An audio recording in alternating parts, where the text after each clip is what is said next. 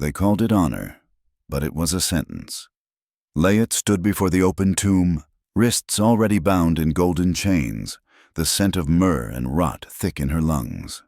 Her betrothed, a royal son turned corpse, lay wrapped in linen beside her. He had died suddenly. Poison, some whispered, but the high priest declared his soul incomplete without a bride. Layet was chosen not for love, but for lineage. She had not yet touched him in life, yet she was to lie beside him forever in death.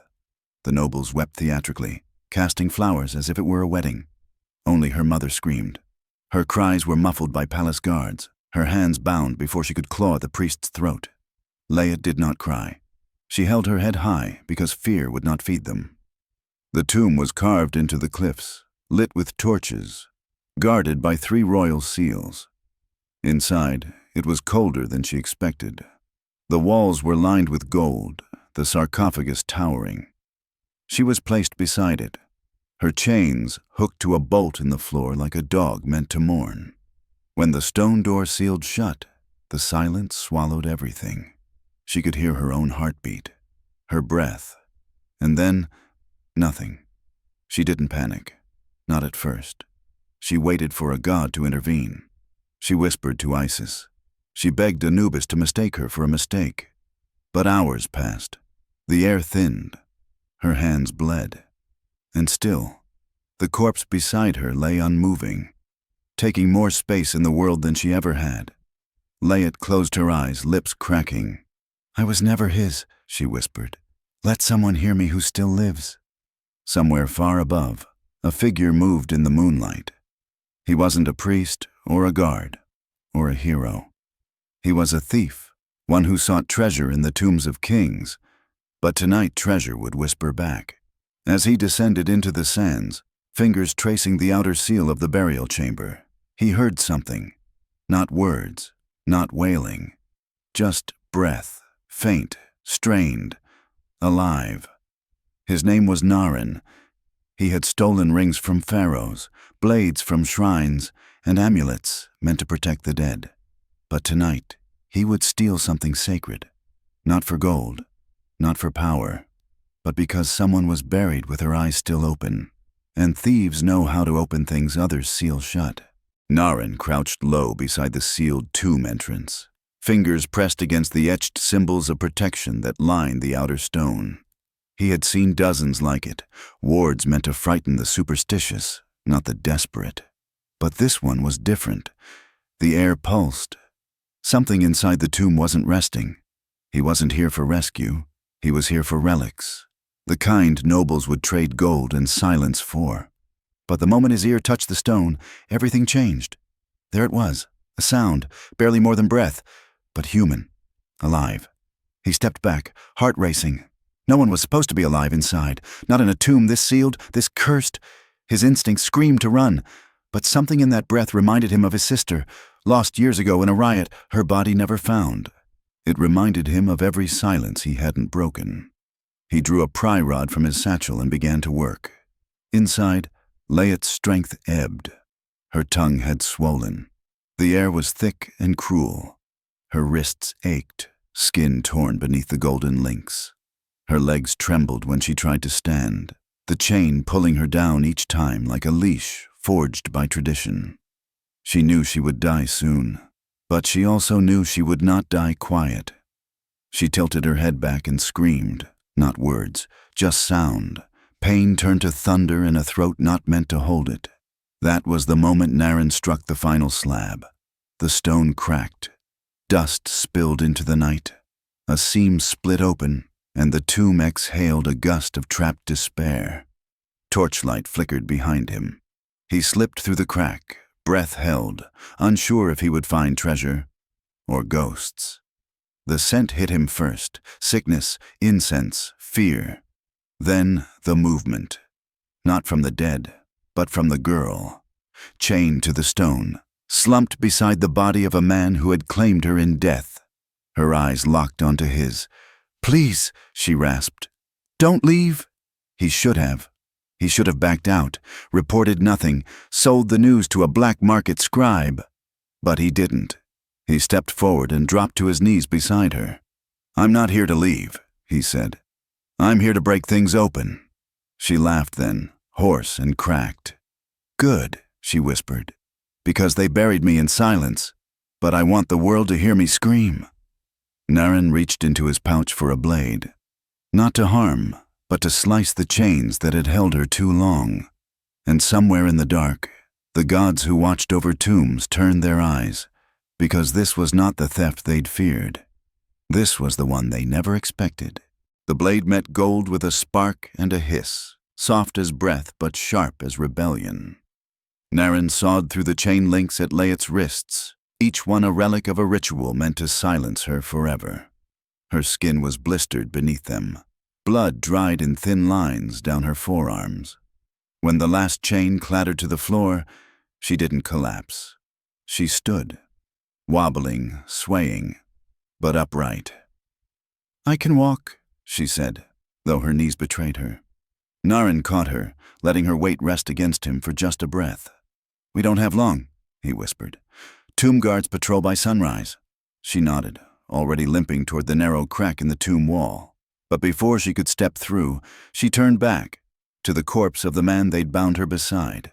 "He took nothing from me," she said, voice like stone. "They gave me to his ghost, but I never belonged to him." She spat at the floor, turned her back on his sarcophagus, and stepped into the desert air. It hit her like a slap, cool, clean, alive. The moon hung low, casting a silver glow across dunes that felt infinite. Her feet bled on the stone path, but she didn't stop. Naren led her down through the cliffs, toward a canyon trail known only to thieves and ghosts. "They'll come looking," he said, "once they find the tomb broken." "Then let them look," she answered. "Let them drag my name through every temple. I would rather be cursed than forgotten." He didn't know who she was yet, not truly, but there was fire in her voice that no royalty could mimic. "Who are you?" he asked. "A bride of the dead?" She shook her head. "I was a sacrifice, but now I'm the one who escaped." They reached a narrow pass where the sand turned to rock, and beyond it, a scattering of ruins long claimed by no tribe or priest. Naren's hideout, a half-buried temple with broken pillars and secrets etched into every wall. "We'll stay here," he said, "just for the night." Layet leaned against a wall and slid down, her breath coming in slow, ragged waves. "You didn't ask for me," she said, "but you came." "I thought I was stealing treasure," Naren replied, staring at her through firelight. "Turns out, I was stealing something sacred."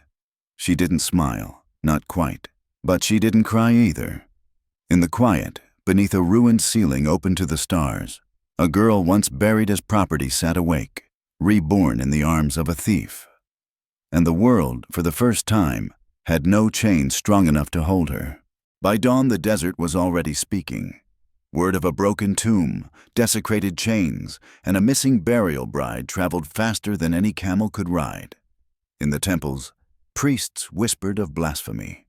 In the palace, scrolls were burned and rewritten.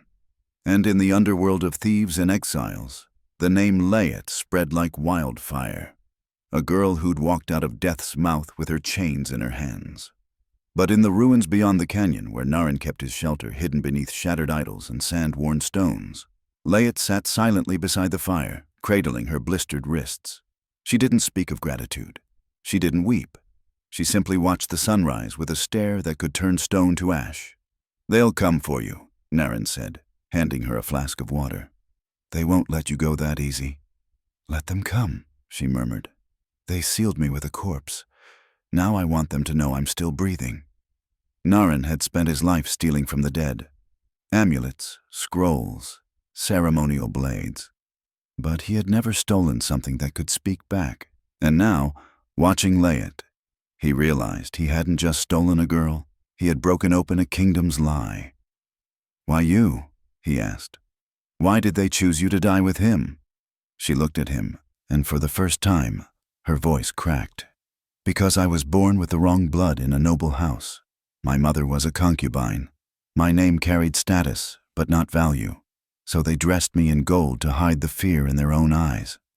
She took a slow breath. I was never a gift. I was their shame, packaged as tribute to a corpse. The words didn't tremble. They burned. Naren looked away, ashamed of how many scrolls he'd sold that painted girls like her as willing martyrs. Then we write a new story, he said. One they can't seal in stone. Layet leaned forward, eyes fierce. No more hiding. If they send priests, I'll face them. If they send guards, I'll show them how to bleed. You want revenge? He asked. No, she whispered. I want truth, spoken in a voice they can't bury. That night she sat at the edge of the ruins, carving her name into a broken pillar, not in the language of kings, but in her mother's tongue, long banned by the court. The wind lifted dust into the air and scattered it toward the temples. And for the first time in her life, Layet's name did not echo in silence. It moved like prophecy, like fire. The sun had barely risen when the guards arrived at the tomb. Stone shattered, seals broken, incense still lingering like regret. The high priest knelt by the sarcophagus, his fingers trembling as he traced the empty floor beside the corpse. The chains were gone. The girl was gone. And the silence that had always answered him now mocked him with wind and absence. Find her, he growled. Find him. That afternoon, riders spread across the desert. At the palace, scrolls were rewritten. Layet declared cursed, a danger to the realm, possessed by demons for defying death. A bounty was placed on the head of any man harboring her. And at the bottom of the longest decree, the priest added one final line. The thief shall not be killed. He shall be buried alive, beside her. Meanwhile, Layet and Naren moved like shadows through forgotten paths. He knew the underlayers of cities, the tunnels beneath marketplaces, the smuggler routes carved into cliff faces. But Layet didn't hide like prey. She walked with her chin up, her chain wounds exposed like medals. We can run forever, he said, but you'll never be free until you burn their version of you down. She stopped walking. Then let's give them a version they'll choke on.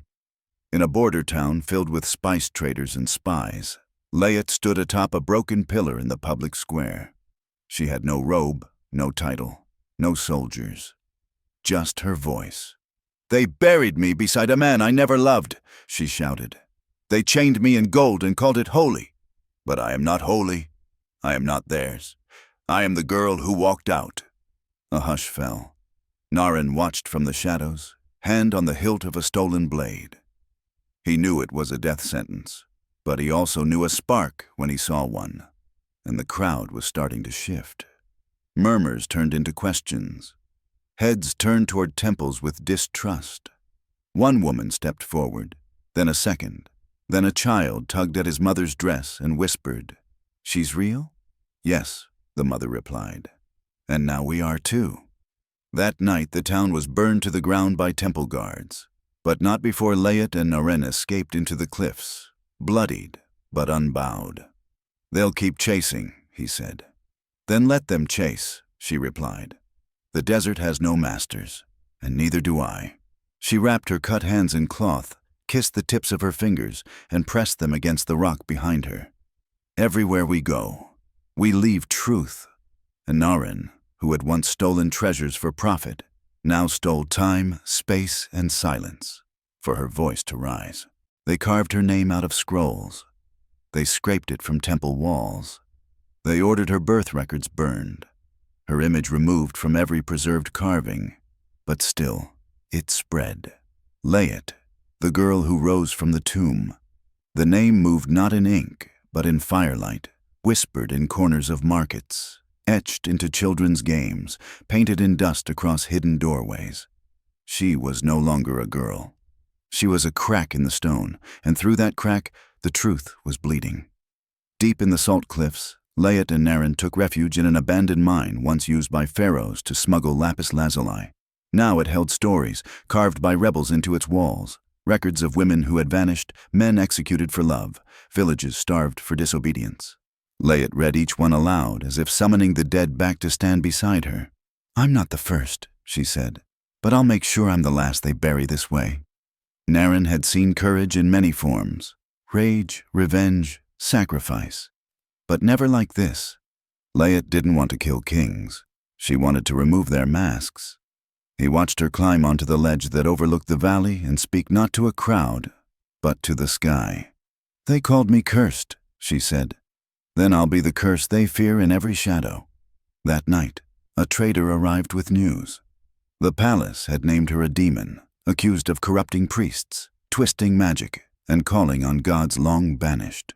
"They fear you," the trader whispered, "and fear spreads faster than faith." Layet closed her eyes. Let the cold wind run through her fingers. "Then I am becoming what they always feared I was." She and Naren didn't run. They moved like ghosts, quietly igniting doubt in villages, speaking only when asked, never hiding her name. And the more they spoke, the more the story unraveled. One night, in a crumbling town square, a young scribe came forward with a hidden tablet. It bore a portrait. Hers. "They said this was destroyed," he whispered. "I couldn't do it." She took it in her hands. It wasn't royal, it wasn't ornate, but it was her. A girl with eyes open, chains broken, hands reaching forward. "You remembered me," she said, "even when they tried to make you forget." "No," the scribe replied. "You remembered yourself. And we just followed." For the first time, Layet wept, not from fear or pain, but from the overwhelming realization that her voice, once trapped beneath stone, had become something too vast to silence.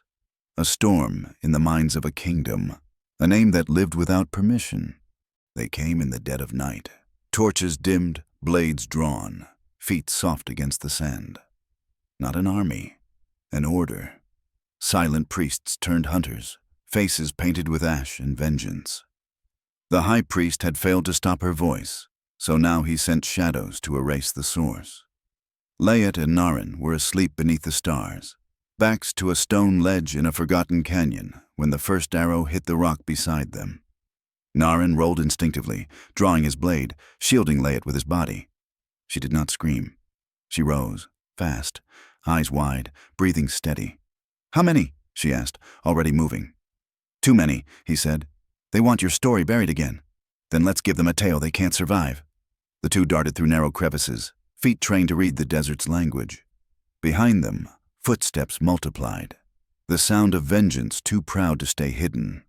Layet had no weapon, just her voice, but it had always been sharper than steel. As they reached a cliff edge where the world dropped away into moonlit dunes, they stopped, trapped. "We jump," Naren said.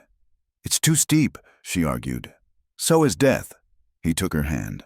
"On 3. But the guards were already upon them, blades gleaming, orders shouted like curses. Then, an unexpected voice. "Stop!" A figure emerged from behind the temple stone, an elder wrapped in robes of sand-burnished red, bearing no weapon. "She is no longer alone," the elder said, "and neither are you." Behind him, shadows moved. Families, exiles, former guards, traders, scribes. Dozens, hundreds. All who had heard her name and followed it like a beacon through the dark. The soldiers hesitated. Their orders were clear, but this was not rebellion. This was reckoning. Layet stepped forward. "Strike me if you wish," she said. "But every swing of your blade only proves I was right to rise." The youngest soldier dropped his weapon. Another followed. Within moments, the silence fell heavy, not with fear, but surrender. The priest's order failed again. Layet turned to the crowd. "If they can erase me, they can erase you. So remember me, not because I lived, but because I refused to die their way." They nodded, they whispered, and the whisper turned to fire. That night, Layet etched her name into a canyon wall, deep and permanent, beside those who had come before her. And the people who saw it didn't just read it. They added their own. It was no longer her fight. It was their story now. And no tomb was big enough to hold them all. The high priest ordered the archives purged. Every record, every carving, every mention of Layet's name was to be scorched, scraped, shattered. Scribes were forced to rewrite history under threat of death. The burial bride never rose. The thief was a ghost. The people never followed. And so the scrolls changed. But the world outside refused to forget. For every story erased in ink, 10 more bloomed in breath. In marketplaces, mothers whispered her name into their daughters' ears before bed. On the walls of alleyways, her likeness was sketched in charcoal, barefoot, standing on broken chains. And in temples, even some priests, quiet and aging, remembered the day she spoke into silence and the people listened. Layet, unaware of the flames devouring her name, focused not on legacy but living. She and Naren moved from canyon to coast, never lingering too long, but always leaving something behind. A story, a stone, a scratched image hidden beneath altar cloth. They'll never stop, Naren warned. The more you're remembered, the more dangerous you become. She nodded, running her fingers across a wall where villagers had painted her silhouette in red dust. Then let me be dangerous. At the border of a city once loyal to the priesthood, Layet stood before a gathered crowd. Not an army, but enough. She didn't scream. She didn't demand. She simply told the truth. They chained me to a corpse and called it tradition. They silenced my mother and called it purity. They buried me for power and called it the will of the gods. But I lived. Silence followed, not out of fear, but awe. And then one voice rose. A child. You're the girl from the stone. Layet smiled. No, she said. I'm the girl who broke the stone. That night, Naren returned from a scouting trip carrying a scroll blackened at the edges, half burned, half intact. On it was her name, crossed out in thick red ink. They're trying harder, he said. They'll send more. Then let them, Layet replied. Every time they burn me, I'll return in someone else's story. She took the scroll and buried it beneath a fig tree. Let this lie feed the roots of truth. In the distance, temple bells rang like war drums. But closer, closer, voices rose in chorus, soft, steady. Hundreds chanting her name not as worship, but as memory, as rebellion. The scrolls were ashes, but the people, they were on fire. And Layet, once entombed beside a dead man, was now the spark that kept their world alive. The temples were nearly empty now. Where once thousands bowed to marble statues, now only silence lingered, heavy with the absence of belief. Layet had not destroyed the gods, but she had made the people question who spoke for them. And when faith trembles, power falls like sand through cracked stone. In the capital, the high priest clung to ceremony, declaring curses, demanding offerings, but fewer arrived each day. He stood before hollow shrines, praying not to the divine, but to control. She is just a girl, he hissed, slamming his fists into stone. She cannot outlast the gods. But she had, not because she fought with swords, but because she gave the people a new way to see themselves, not as offerings, not as sinners, but as storytellers. And stories, once spoken, do not kneel. In a village built near the bones of a forgotten temple, Layet helped plant fig trees with children whose mothers had once hidden from priests. She sang old lullabies, once banned by the courts. She taught them not to worship her, but to remember themselves. You do not belong to tombs, she told them. You belong to the sky. Naren watched her from afar, always alert, always near. He had once called himself a thief. Now he was a witness to something sacred. I never thought I'd live long enough to believe in anything again, he told her one night by the fire. She looked up at the stars. You didn't need to believe in me, she said. Just in the sound of someone surviving. Word reached them that the high priest was dying, alone. Surrounded by scrolls he had rewritten so many times he no longer knew what was truth. In his final breath, it was said he whispered, she was supposed to be silent. And somewhere across the dunes, Layet stood before another gathering of wanderers and broken souls, telling them her story, not with bitterness, but with clarity. They buried me to silence shame, she said. But I am not their shame. I am the voice that rose from beneath their lies. The people didn't clap. They stood, all of them, silent, strong, and alive. Because sometimes the loudest answer isn't a war. It's a woman who was never meant to be remembered, becoming the one no one can forget. And in the wind that passed through the crowd, a whisper stirred. The gods had not died, but they too were listening. And for the first time, they bowed. Years later, when the temples crumbled and the priests were nothing more than names on broken stone, they still spoke of her.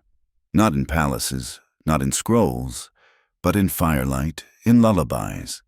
In the quiet moments when mothers brushed dust from their daughters' faces and whispered, "There was once a girl who was buried with a dead man," and she walked out. Layat never returned to the capital. She never sought a throne or vengeance. Instead, she walked. From village to village, across borders, through deserts, over ruins. She left no monument behind, only the kind of story people don't forget. A story that makes them stand straighter. A story that cracks chains even centuries can't hold. Children learn to say her name before they learn to write. Layat, the one who rose. The girl they sealed inside stone, who clawed her way out and gave her voice to the voiceless. Naren stayed by her side until his last breath. He died not as a thief, but as a man who once pulled life from the grave and never stopped protecting it. Layat buried him beneath a fig tree, the same kind she'd planted in exile, with a stone carved not with titles, but with truth. He listened when no one else did. As she aged, her hair silvered, her walk slowed, but her eyes never lost their fire. People came to her not to worship, but to thank her for surviving, for reminding them that even if the world buried you in silence, you could still scream loud enough to be heard across generations. And when her time finally came, when her breath grew shallow and her bones light, she lay beneath the stars one last time, surrounded not by guards or gold, but by those she'd freed with nothing more than words. "What do we do without you?" one girl asked, tears streaking dust across her face. Layat smiled, voice barely a whisper. "Speak," she said, "and never stop." They buried her not in a tomb, but in an open field where flowers bloomed wild and no chains could ever be laid again. And above her grave, they carved a single line into stone. She was not the sacrifice. They were. The desert carried her story farther than any scroll ever could. And though kings would rise and fall, though gods would be reshaped in the mouths of new rulers, one thing endured. Her name, her voice, her defiance. Because Layat was never meant to be remembered. But she was. And now, she belonged to the wind.